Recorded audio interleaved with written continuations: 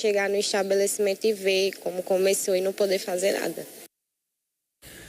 Não é fácil, gente. Olha, como nós vimos agora na reportagem, em uma semana, 2 incêndios de grandes proporções destruíram negócios que geram muitos empregos aqui no estado. A repórter Ana Cláudia foi ao batalhão do Corpo de Bombeiros e traz agora orientação sobre os riscos em estabelecimentos como esse, né? Como as medidas preventivas podem ser adotadas. Olá para todo mundo que acompanha o L2. De fato, 2 incêndios que chamam a atenção, né? Pela proporção e destruição. Mas como evitar tipos de incêndio como esse em grandes estabelecimentos? Que prevenções os proprietários devem ter para evitar destruições como essa? Para falar sobre isso, eu estou aqui com o Tenente Jerônimo do Corpo de Bombeiros. Tenente, de fato, 2 incêndios que chamam a atenção pela proporção, né? Mas é possível que se possa evitar algo assim? É possível, sim. Primeiramente, todo o empreendimento, ele deve ter o alvará de vistoria do Corpo de Bombeiros. Do pequeno empreendimento ao maior. Todos precisam passar por esse alvará, onde os técnicos de bombeiros irão fazer toda uma análise do ambiente, informado quais os materiais que serão precisos, quais os equipamentos, quais as instalações de preventivos que precisarão ser colocados nessas instalações. Quando se libera o alvará, o estabelecimento está em funcionamento, quanto tempo é preciso estar fazendo manutenções? Porque muitas vezes isso é algo que acaba passando despercebido e pode gerar um prejuízo financeiro, mas também com mortes. Periodicamente, né? Os técnicos da Diretoria de Atividades Técnicas, eles passam todas essas informações, dependendo do nível, do grau de risco do material que esteja nessas empresas. Os técnicos, eles avaliam e, de acordo com os preventivos que sejam instalados, eles estipulam o período que precisa ser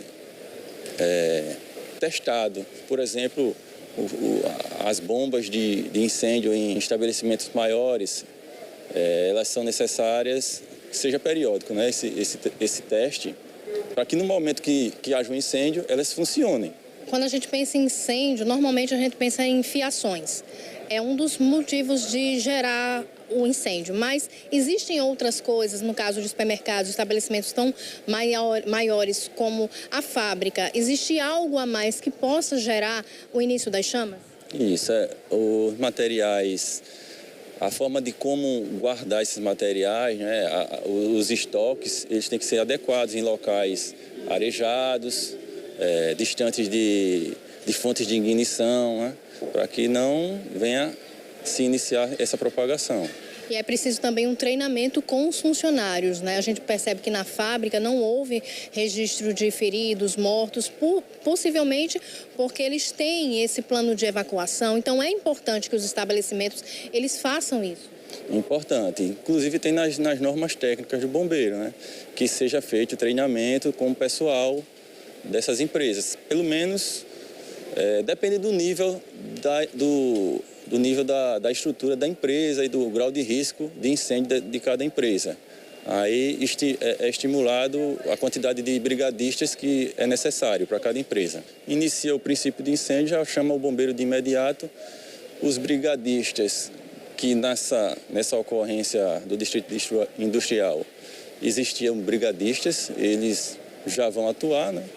E que, se necessário, já tenham bem treinados e para fazer o início do combate, até que a gente chegue. Vou ampliar um pouco, a gente está falando de estabelecimentos comerciais, mas é comum a gente perceber incêndios em residências, mesmo que sejam de pequenas proporções.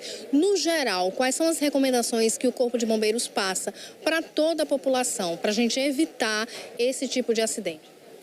Questão de fiação elétrica, né? Uma das maiores incidências de incêndio é fiação, eletrodomésticos que não são bem cuidados, né?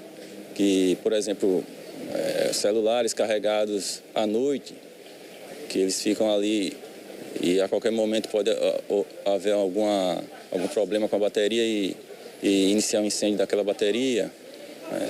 A parte elétrica é muito importante.